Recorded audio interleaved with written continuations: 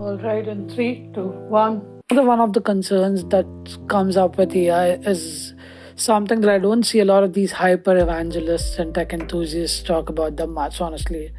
That of polarization. Like, let's be real and honest with ourselves. It's never been easier to be racist on the internet than it is right now.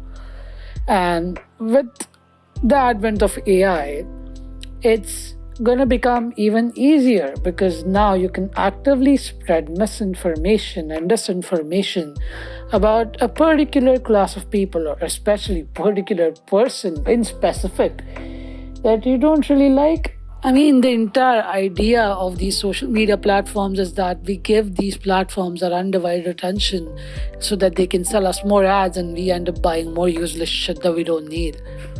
And they need us, they need our attention. So, polarization, especially in the age of AI, is going to be an interesting thing.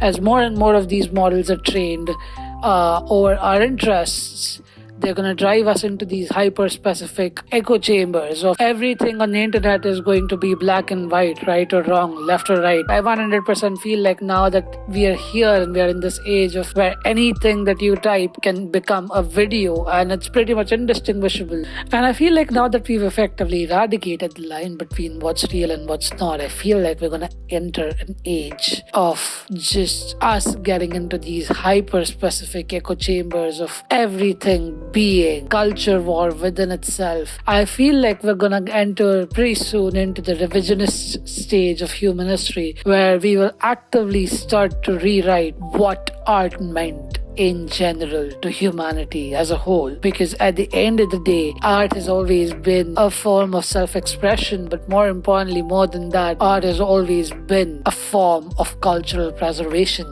Now that art is shaping up to become this hyper polished, capitalistic, machine designed, artificially generated slop, for the lack of a better word, I feel like human history as a whole is going to be slowly rewritten as to why we even do art. I have a very important question because art has so much soul into it, and now that a lot of us tech evangelists are calling what these AI machines generate as art, what is the meaning of the soul behind the art that used to be created? I feel like we're living in the best and the worst times of human history for art in general, honestly. I feel like today's times are the easiest to get into art as a passion or a hobby or a business if you're kinky like me. But at the same time, it is so hard to even express yourself through art because in a very short time, what happens when you start making art is the artist and the businessman within you start to fight with each other.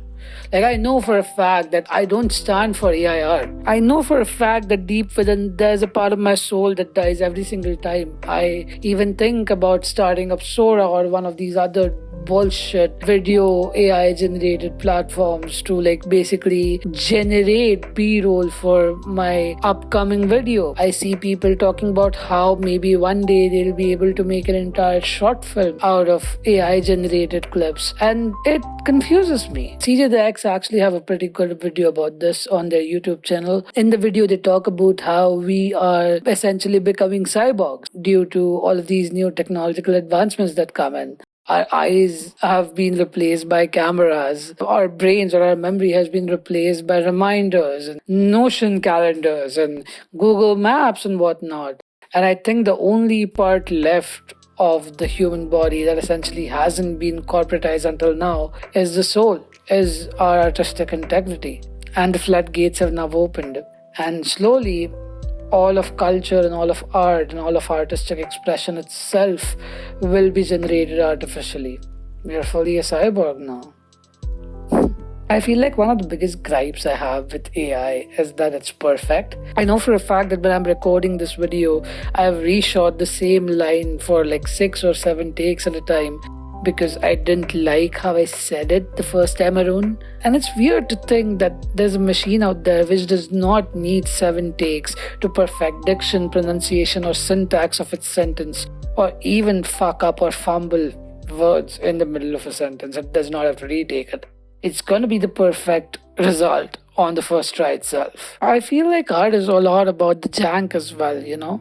coming back to the topic of polarization. So this segment is kind of incomplete, and I keep going off on tangents in this segment because this segment was supposed to come with or before a Substack post that I was writing, which was called "Being Indian in the Same Timeline Where Elon Musk Exists." It's about how Elon Musk taking over the town square of the internet, as it's called, has basically opened the floodgates for racism against various different kinds of minorities and people of color, especially Indians. To a larger extent, at least it feels like a larger extent because that's the side of the internet that I happen to be on. But it's weird to exist in the same time as this essentially godlike billionaire who can end world hunger with all the wealth that he's acquired over the past few years tomorrow if he wanted to. But he doesn't. So we're all stuck fighting each other over whose skin color sucks the least on the internet now. And it's all feeding into the system that makes this guy even richer. It's depressing. I was talking to my client who's an AI engineer who I edit videos for a couple of hours ago about the same thing. Like, I feel like people tend to look at all these developments in AI in isolation. ChatGPT is a separate thing. Midjourney is a separate thing. Grok, for all of its flaws, is a separate thing.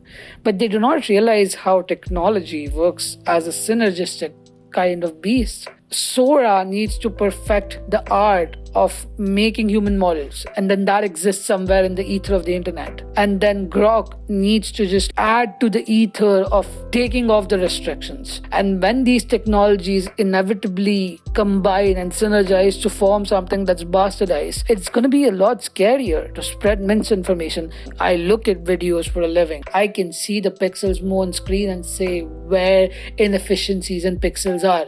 But even then, some of the results that Sora is making right now on day one of release are scary, because even though I've spent pretty much all of my life looking at pixels on a screen, I cannot tell if what Sora has generated is actually generated by AI or not. That's another thing that I'm worried about.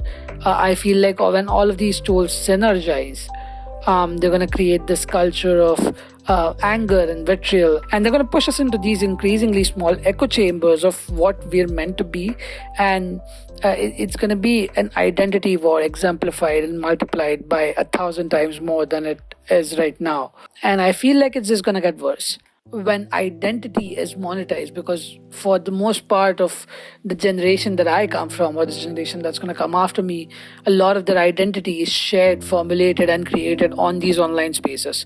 But when we take away these online spaces and when we commoditize it by making them artificially generated, by flooding them with these AI generated videos and basically replacing parts of culture with everything that is generated by a machine, I feel like we're on the brink and we're on the horizon of a looming identity crisis that we don't really fully grasp the magnitude of.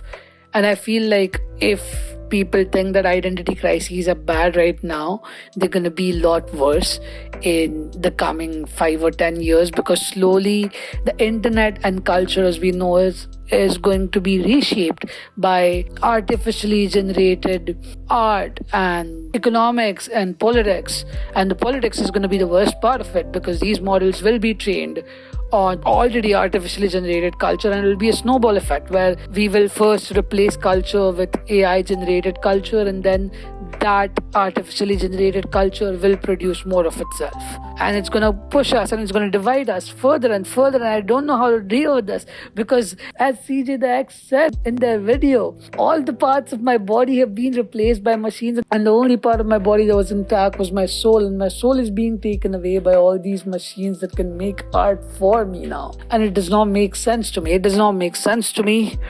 So I'm going to stop talking. I'm going to go sleep tonight. Alright.